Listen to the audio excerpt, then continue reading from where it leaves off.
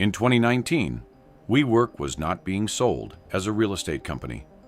It was being sold as a movement, a new way to work, a community, a lifestyle, a company that could turn ordinary office space into the future of cities.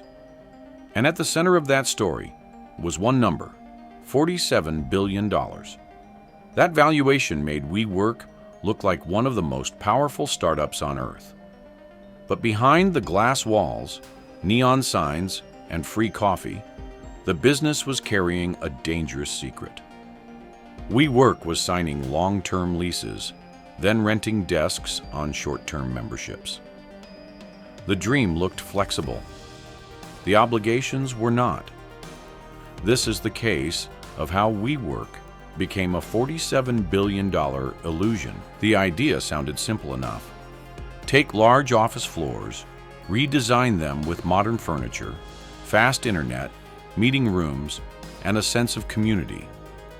Then rent the space to freelancers, startups, and companies that did not want traditional office leases. For customers, WeWork felt convenient. You could walk in, plug in a laptop, and instantly belong to something bigger than a rented desk. That was the emotional power of the brand. It made office space feel young, social, and scalable. But the simplicity was also the trap.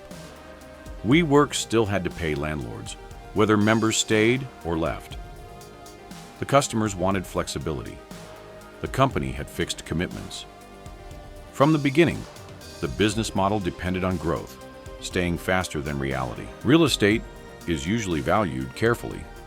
Rent comes in, costs go out, and investors ask how much cash is left. But WeWork did not want to be judged like a normal landlord. It wanted to be judged like a technology company. The language changed everything. Offices became a platform. Members became a network. Expansion became proof of destiny. The more buildings WeWork opened, the more the story seemed to grow. Investors were not just buying square feet. They were buying the idea that WeWork could become the operating system for work itself. That story was powerful, but it created a dangerous distortion. A company with real estate risk was being rewarded like software. The valuation moved like tech, but the costs stayed trapped in buildings. Then came the fuel. SoftBank and other investors poured money into WeWork with the belief that scale could solve the problem. More cities, more buildings, more members, more headlines. Growth became the product. Each new location made the company look larger, more inevitable, and harder to ignore. But expansion also created more obligations. Every new lease added another fixed cost to the balance sheet. The company needed constant demand to keep up with constant rent. In a strong market, that looked manageable. In a downturn, it could become fatal.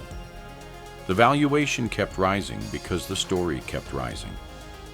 But beneath the story, the company was becoming more fragile with every signed lease, every renovation, and every promise of endless expansion. This is where the case turns darker.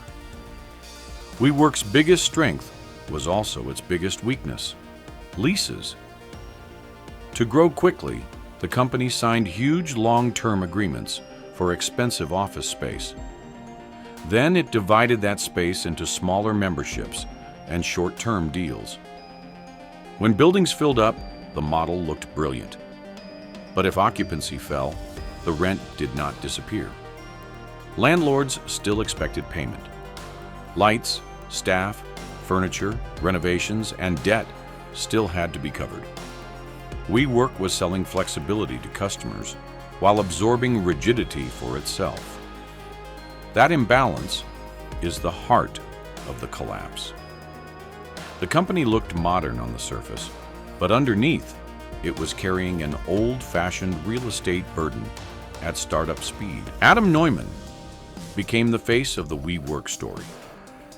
He was charismatic, ambitious, and able to turn office rentals into something that sounded almost spiritual. The company spoke about changing work, cities, and even human consciousness. Inside the hype, the line between business and belief became blurry. Investors wanted growth. Employees wanted purpose. The media wanted a spectacular founder story, and WeWork delivered all of it. But charisma can hide weak numbers only for so long.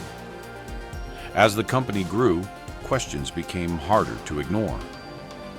Was this a disciplined business or a personality-driven empire? Was the mission creating value, or was it protecting a valuation that had already gone too far? The real interrogation began when WeWork prepared to go public. Private investors had accepted the vision, but the public market demanded evidence.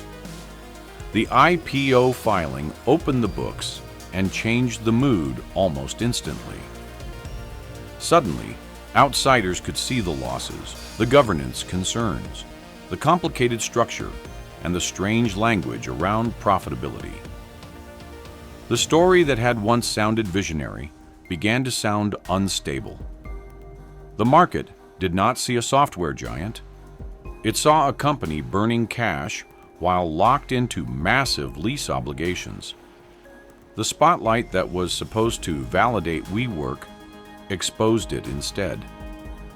In an investigation, this is the moment when the suspect's own documents become the evidence. Once investors questioned the story, the illusion cracked quickly. The $47 billion valuation no longer looked like a signal of strength. It looked like a number built on optimism, cheap capital, and fear of missing out. The planned IPO was delayed, then withdrawn. Adam Neumann stepped down. SoftBank stepped in. The company that had promised to redefine work suddenly had to fight for survival. This was not just a failed listing. It was a public repricing of belief. WeWork had been valued like the future, but judged like a business. And when that judgment arrived, the gap between the two was enormous.